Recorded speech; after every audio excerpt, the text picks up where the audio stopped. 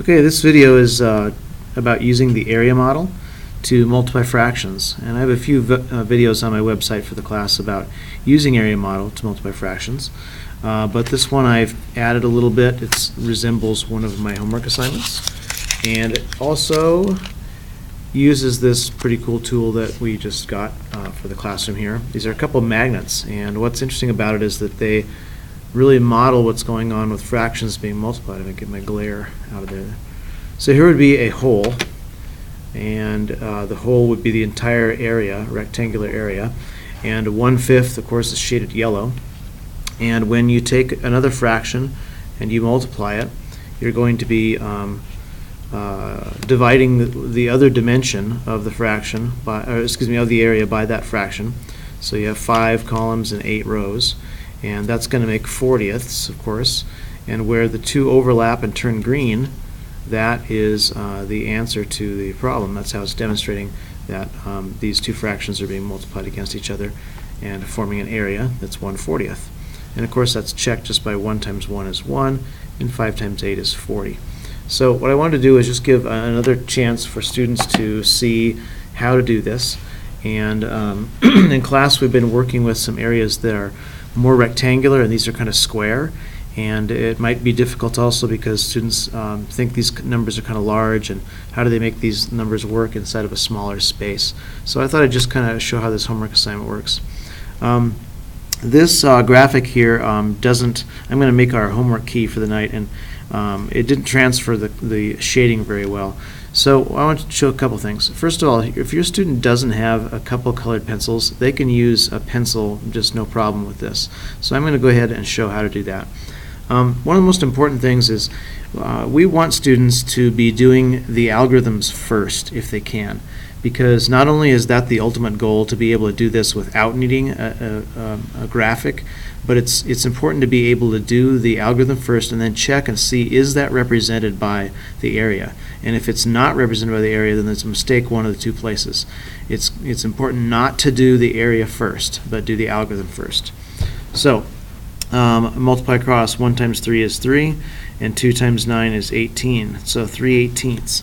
Now this does reduce to 1/6, but in the purpose of learning how this works, we're not expecting students to answer to show 1/6 here, although it's easily can be done. If they show 3/18, that's going to be fine. So 1/2, I've been teaching my class to take the first fraction and represent it on one side, although this person here, when they designed it, did it kind of the opposite. So I'm gonna do it the opposite the way that I do it in class. I normally say take that fraction and put it on this side. With this graphic, since it's reversed, I'm going to do it this way. 3/9. I'll put 3/9 on this side, and 1/2 I could put up here. And of course, you might not need to really even do this, but on the other hand, some students are showing they need this practice in class. So if you don't have a colored pencil at home, just draw lines across to shade it going one direction like this, and that's shading 1/2.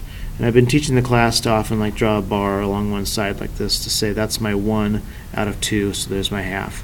If this side is 3/9, then here they've divided this into 9 rows, and I'm just going to be shading 3 of those, and so that means I'm going to go 1, 2, 3 along this side, and then I'm going to cross hatch, and I don't need color to make this work. I'm just going to look for the area that is has the crosshatch shaped in pattern in it.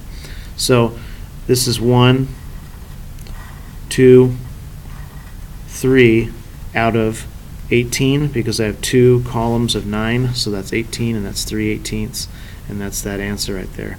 It reduces to 1/6 if you want to know, and I'll show this here with a highlighter to kind of make it more clear. Because if you combine this space, these as 3, you'd find that that's 1 out of the 6 like areas. So there's 1 of them, 2 of them, 3 of them, 4 of them, 5 of them, and 6 of them, and that would be 1 out of the 6. But students aren't going to be expected to do that. It's just nice to know it.